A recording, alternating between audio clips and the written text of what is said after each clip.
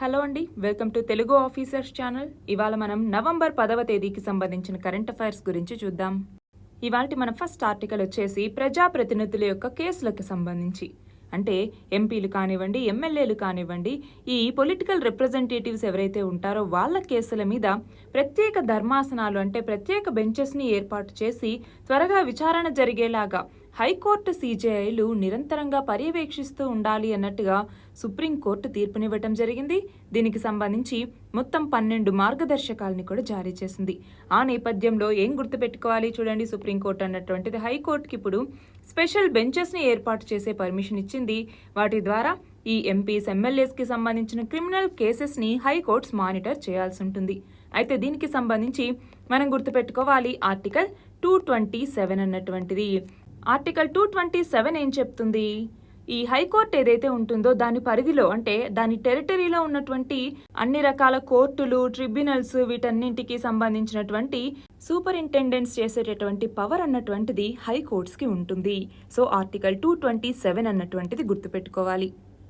అలాగే ఇక్కడ చూడండి, దీనికి సంబంధించి ఏమేం మార్గదర్శకాలు ఇచ్చింది అన్నట్టుగా ఇక్కడ ఇవ్వటం జరిగింది. అలాగే మనం చూస్తే ఎంపీలు, ఎమ్మెల్యేలు ఇలా 2022 నవంబర్ నాటికి మన దేశంలో 5,175 కేసులు పెండింగ్లో ఉన్నాయి.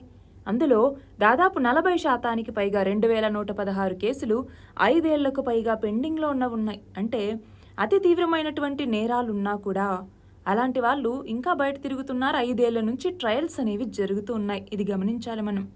అలాగే తెలుగు రాష్ట్రాలకు సంబంధించి ప్రజాప్రతినిధుల కేసుల వివరాలు చూడండి.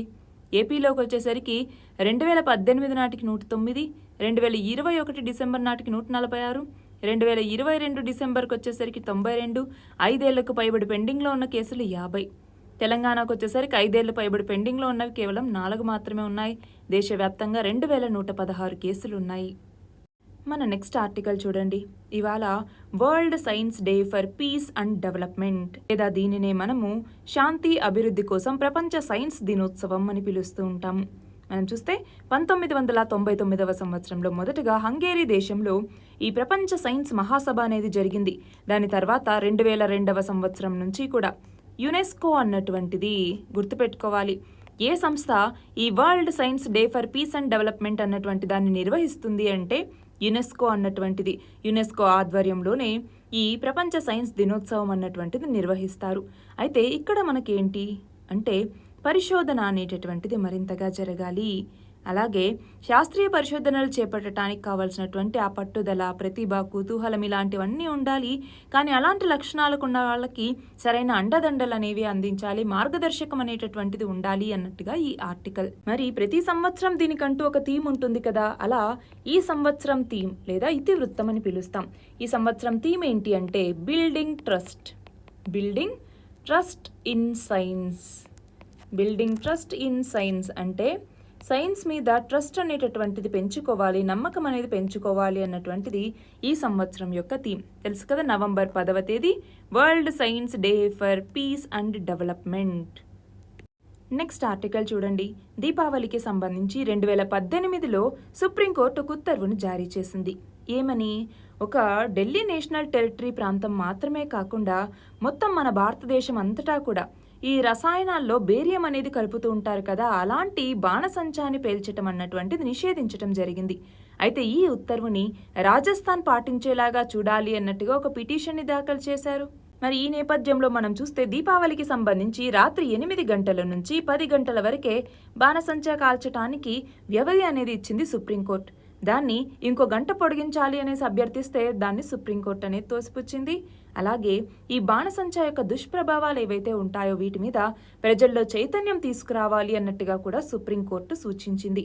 ఆ నేపథ్యంలో రీసెంట్గా చూడండి, కర్ణాటక స్టేట్ గవర్నమెంట్ అన్నటువంటిది ఇదిగో ఈ క్రాకర్స్ని దీపావళికి సంబంధించి 8 గంటల నుంచి 10 గంటల లోపే పేల్చాలి అన్నటువంటి నిబంధనని తీసుకొచ్చింది.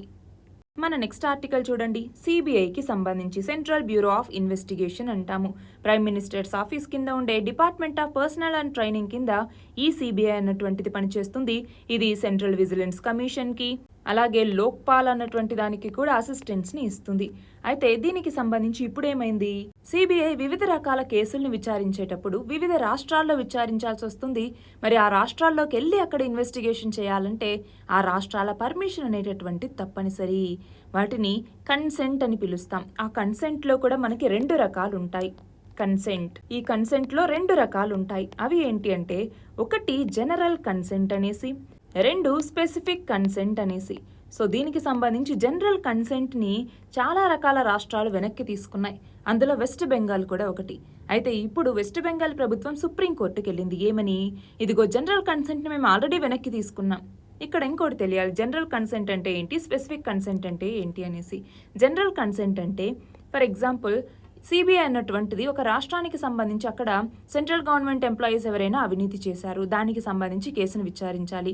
ఆ టైంలో ఏంటి, ప్రతిసారి రాష్ట్రం యొక్క పర్మిషన్ అనేది తీసుకోకుండా ఒకసారి జనరల్ కన్సెంట్ ఇస్తున్నాము అని చెప్తే ఏ కేసుకి సంబంధించి అయినా సిబిఐ వచ్చి డైరెక్ట్గా విచారణ చేపట్టచ్చు. దాన్ని జనరల్ కన్సెంట్ అంటాం.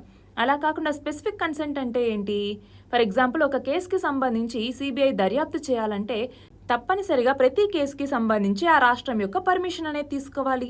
అయితే ఈ జనరల్ కన్సెంట్ని చాలా రాష్ట్రాలు వెనక్కి తీసుకున్న, అందులో ఒకటి బెంగాల్ అన్నటువంటిది, వెస్ట్ బెంగాల్ అన్నటువంటిది. అయితే ఇప్పుడు బెంగాల్ ప్రభుత్వం సుప్రీంకోర్టుకి వెళ్ళింది. ఏమని, ఇదిగో మేము మా జనరల్ కన్సెంట్ని వెనక్కి తీసుకున్నాము, అయినప్పటికీ కూడా సిబిఐ కేసుల విచారణ అనేది చేపడుతోంది, ఎఫ్ఐఆర్ అనేది ఫైల్ చేస్తోంది.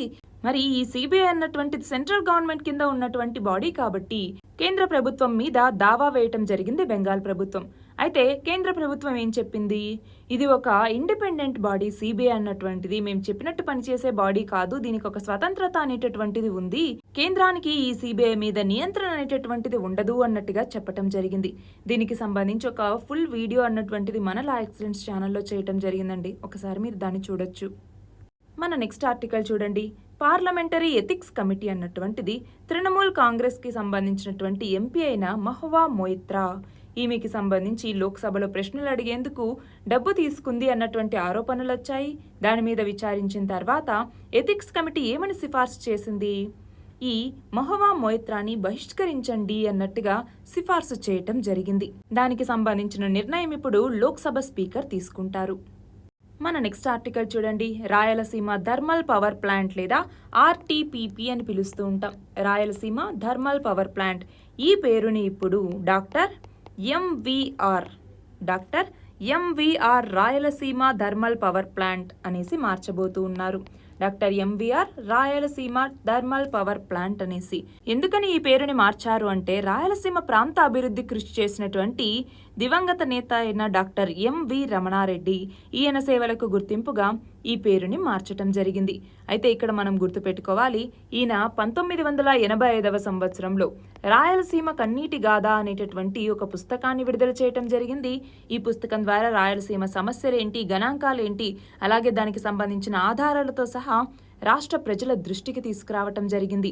అంటే రాయలసీమలో కరువు అనేటటువంటిది ఉంది, దీనికి అన్ని విధాలుగా అన్యాయం జరుగుతోంది అన్నట్టుగా మాట్లాడినటువంటి వ్యక్తి ఇతను. మన నెక్స్ట్ ఆర్టికల్ చూడండి. 2026లో పూర్తి స్థాయి విద్యుత్ ఎయిర్ ట్యాక్సీలని దేశవ్యాప్తంగా తీసుకొస్తాము అన్నట్టుగా inter globe and Boeing backed Archer aviation అన్నటువంటిది చెప్తోంది. ఇక్కడ మనం గమనిస్తే గనక ఈ ఎయిర్ ట్యాక్సీతో ముందుగా ఢిల్లీలో ఉన్నటువంటి కన్నాట్ ప్లేస్ నుంచి హర్యానాలోని గురుగ్రామ్కి సేవలు అందిస్తాము అన్నట్టుగా చెప్పింది. మరి ఈ నేపథ్యంలో మనకి ఇదిగో ఈ ఎలక్ట్రిక్ ఎయిర్ ట్యాక్సీస్ గురించి మనకి ఎగ్జామ్లో అడగరు, కానీ ఎలక్ట్రిక్ వెహికల్స్ గురించి అడుగుతారు. ఎలక్ట్రిక్ వెహికల్స్ అంటే ఏంటి, మనము EV30 అట్ 30 అనేటటువంటి ఒక లక్ష్యాన్ని పెట్టుకున్నాము. అలాగే ఫేమ్ అనేటటువంటి స్కీమ్ని తీసుకురావటం జరిగింది. అలాగే national electric mobility mission plan అని తీసుకురావటం జరిగింది. అలా వివిధ రకాల ఇనిషియేటివ్స్ ఏంటి, ఎలక్ట్రిక్ వెహికల్స్ యొక్క మార్కెట్ అనేది ఎలా పెరుగుతోంది, దీనికి సంబంధించిన ఛాలెంజెస్ ఏంటి అన్నట్టుగా నోట్ చేసి పెట్టుకోవాలి. మన నెక్స్ట్ ఆర్టికల్ చూడండి. అంతర్గత జల రవాణా అంటే వాటర్ వేస్కి సంబంధించి. అలా మన భారతదేశంలో తొలి అంతర్గత జల రవాణా ప్రాజెక్టుకి ఆంధ్రప్రదేశ్ ప్రభుత్వం చర్యలు తీసుకుంటోంది అన్నట్టుగా ఈ ఆర్టికల్.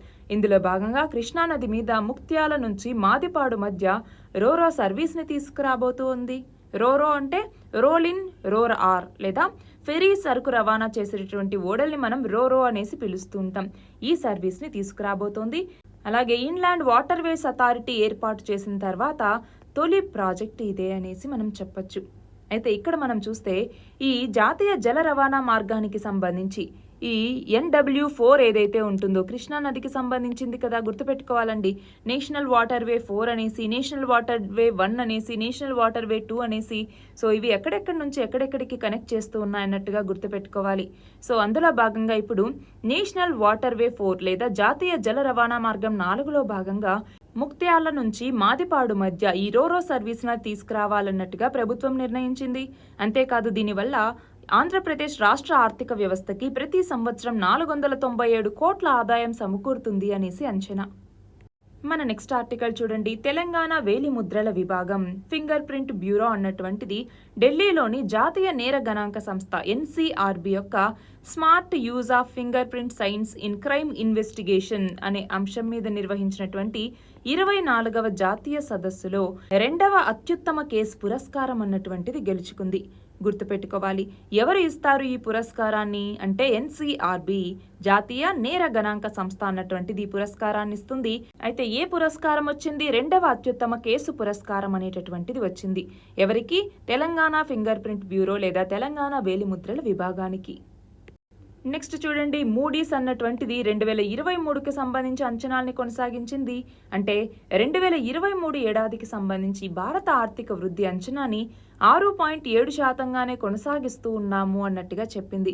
ఎందుకని అంటే మన దేశంలో బలమైన గిరాకీ అనేది ఉంది, దానివల్ల రాబోయే రోజుల్లో వృద్ధి అనేది స్థిరంగా ఉండగలుగుతుంది అన్నట్టుగా ఈ సంస్థ అంచనా వేసింది. మన నెక్స్ట్ ఆర్టికల్ చూడండి. తెలంగాణలో న్యాయ సేవా సదన్ అన్నటువంటిది ప్రారంభించడం జరిగింది. ఎక్కడ అంటే తెలంగాణ రాష్ట్ర హైకోర్టులో న్యాయ సేవా సదన్ అన్నటువంటి దాన్ని తెలంగాణ ప్రధాన న్యాయమూర్తి అయినటువంటి జస్టిస్ అలోక్ ఆరాధే ప్రారంభించడం జరిగింది. నెక్స్ట్ ఆర్టికల్ చూడండి. డిసెంబర్ 4వ తేదీ నుంచి శీతాకాల సమావేశాలు అనేవి జరగబోతూ ఉన్నాయి. అయితే చూడండి, డిసెంబర్ 4 నుంచి 22వ తేదీ వరకు జరగబోతున్నాయి. 19 రోజుల వ్యవధిలో దాదాపు 15 సిట్టింగ్స్ అనేవి ఉండబోతూ ఉన్నాయి. అయితే దీనికి సంబంధించి మనకి సమావేశాలు అనేవి ఎన్ని జరుగుతాయి సంవత్సరానికి? నార్మల్గా సమావేశాలకి మధ్య మ్యాక్సిమం గ్యాప్ అనేది ఎంత? ఒకసారి దీనికి ఆన్సర్ అనేది నాకు పెట్టండి. 2 సమావేశాల మధ్య మ్యాక్సిమం గ్యాప్ అన్నటువంటిది ఎంత ఉండాలని రాజ్యాంగం చెప్తోంది? దీని ఆన్సర్ కమెంట్లో ఇవ్వండి. అయితే ఇక్కడ చూడండి, మనకి సంవత్సరంలో నార్మల్గా 3 సెషన్స్ అనేవి జరుగుతాయి. సంవత్సరంలో ఒకటి బడ్జెట్ సెషన్తో ప్రారంభమై ముగిసేదేమో వింటర్ సెషన్తో, మధ్యలో మాన్సూన్ సెషన్ అన్నటువంటిది జరుగుతుంది. బడ్జెట్ సెషన్ ఏమో నార్మల్గా జనవరి నుంచి ఏప్రిల్ మధ్యలో జరుగుతుంది. ఇందులో ఫినాన్స్ మినిస్టర్ బడ్జెట్ని ఇంట్రడ్యూస్ చేయడం జరుగుతుంది. అదే మాన్సూన్ సెషన్ నార్మల్గా జూలై నుంచి సెప్టెంబర్ మధ్య జరుగుతుంది. ఇందులోకి వచ్చేసరికి పబ్లిక్ ఇంట్రెస్ట్ ఉన్నటువంటి మ్యాటర్స్ గురించి డిస్కస్ చేస్తారు. అదే వింటర్ సెషన్ ఏమో డిసెంబర్ జనవరి మధ్య జరుగుతుంది. ఇది చాలా షార్టెస్ట్ సెషన్ కూడా. మన నెక్స్ట్ ఆర్టికల్ చూడండి. సుప్రీంకోర్టులో 3 కొత్త జడ్జీల ప్రమాణ స్వీకారం అనేది జరిగింది. ఎవరెవరు? జస్టిస్ సతీష్ చంద్ర Sharma, justice Augustine George Masih, అలాగే జస్టిస్ సందీప్ మొహతా. వీళ్ళ 3 యొక్క పదవీ స్వీకారం అనేటటువంటిది జరిగింది. దీంతో ఇప్పుడు సుప్రీంకోర్టులో న్యాయమూర్తుల సంఖ్య అన్నటువంటిది 34కి చేరింది. అయితే మనకి నార్మల్గా మ్యాక్సిమం స్ట్రెంగ్త్ సుప్రీంకోర్టులో ఎంతమంది జడ్జెస్ ఉండాలి అనేసి మనకుంది అంటే 34. ఇప్పుడు 34కి న్యాయమూర్తుల సంఖ్య అనేటటువంటిది చేరింది. అంటే సుప్రీంకోర్టుకి నిర్ధారిత న్యాయమూర్తులు ఇప్పుడు వచ్చేశారు. మన నెక్స్ట్ ఆర్టికల్ చూడండి. అంతర్జాతీయ మహిళల క్రికెట్కి ఆస్ట్రేలియా స్టార్ అయినటువంటి మెగ్ లానింగ్ ఈమె గుడ్ బై చెప్పడం జరిగింది. మనం చూస్తే ఈమె 2 వన్డే వరల్డ్ కప్లు అలాగే 5 T20 ప్రపంచ కప్లలో కెప్టెన్ గాను బ్యాటర్ గాను నిరూపించుకుంది. అంతేకాదు చాలా T20 వరల్డ్ కప్లలో అలాగే ఆసిస్ 2022 వన్డే వరల్డ్ కప్లలో కూడా ఈమె విజేతగా నిలిచింది. మన నెక్స్ట్ ఆర్టికల్ చూడండి. రీసెంట్ గా గోవాలో 37వ జాతీయ క్రీడలు అనేవి జరిగాయి. 20 రోజుల పాటు ఈ క్రీడలు అనేవి జరిగితే ఇందులో ఆంధ్రప్రదేశ్ వచ్చేసరికి 7 స్వర్ణాలు 5 రజతాలు 15 కాంస్యాలు గెలుచుకుంది. అంటే మొత్తం 27 పథకాలతో 19వ స్థానంలో ఉంటే తెలంగాణకు వచ్చేసరికి 4 స్వర్ణాలు 10 రజతాలు 11 కాంస్యాలతో కలిపి మొత్తం 25 పథకాలతో 22వ స్థానంలో ఉంది. అయితే ఇందులో మహారాష్ట్ర మొదటి స్థానంలో ఉంది. చూడండి, 80 స్వర్ణాలు 69 రజతాలు 79 కాంస్యాలతో మొత్తం 228 పథకాలని గెలుచుకుంది. మొదటి స్థానంలో ఉంది. చూడండి, పథకాల పట్టీలో టాప్ 5లో చూసుకుంటే మొదటి స్థానంలో మహారాష్ట్ర, రెండవది సర్వీసెస్, 3 హర్యానా, 4 మధ్యప్రదేశ్, 5 కేరళ. ఇవి టాప్ 5లో ఉన్నాయి. ఇక్కడ ఒకటి మీరు గమనిస్తే సర్వీసెస్కి 126 పథకాలు వచ్చి హర్యానాకి 192 పథకాలు వచ్చినా కూడా ఎందుకని 3వ స్థానంలో ఉంది అంటే మనం పథకాల పట్టీలో గోల్డ్ అంటే స్వర్ణ పథకాలనే లెక్కలోకి తీసుకుంటాం కాబట్టి. సో స్వర్ణ పథకాలకు సంబంధించి చూడండి, సర్వీసెస్ ఏమో 66 ఉంటే హర్యానాకి కేవలం 62 స్వర్ణ పథకాలు మాత్రమే వచ్చాయి. సో హర్యానా 3వ స్థానంలో నిలిచింది. మన నెక్స్ట్ ఆర్టికల్ చూడండి. జపాన్లో 3 వారాల కింద ఒక అగ్నిపర్వతం అనేది విస్ఫోటం చెందింది. అక్కడ ఒక కొత్త ఐలాండ్ అనేది ఏర్పడింది. కానీ ఇది ఎక్కువ కాలం ఉండకపోవచ్చు అనేసి అంచనా వేస్తూ ఉన్నారు. ఎందుకని? టెంపరీగా ఏర్పడింది కాబట్టి అది సముద్రంలో మళ్ళీ కలిసిపోతుంది అనేసి అంచనా. కానీ ఇక్కడ గుర్తుపెట్టుకుంటే ఈ కొన్ని రోజుల్లోనే బూడిద, రాళ్ళు ఇవన్నీ పేరుకుపోయి 100 మీటర్ల వ్యాసంతో సముద్ర మట్టానికి 20 మీటర్ల ఎత్తులో కొత్త ద్వీపం అనేటటువంటిది ఏర్పడింది. నెక్స్ట్ చూడండి, సాహిత్య అకాడమీ అందించే బాలల సాహిత్య అవార్డు 2023 అనేది ఎవరికి అందింది అంటే ఇన్ఫోసిస్ ఫౌండేషన్ అధ్యక్షురాలైనటువంటి సుధామూర్తి, ఈమెకి అందజేయటం జరిగింది.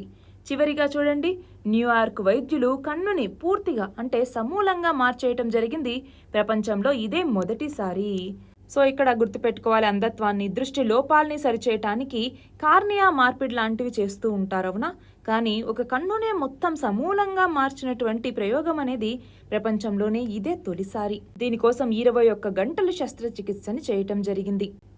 ఇవి ఇవాల్టి important articles. All the very best and thank you very much.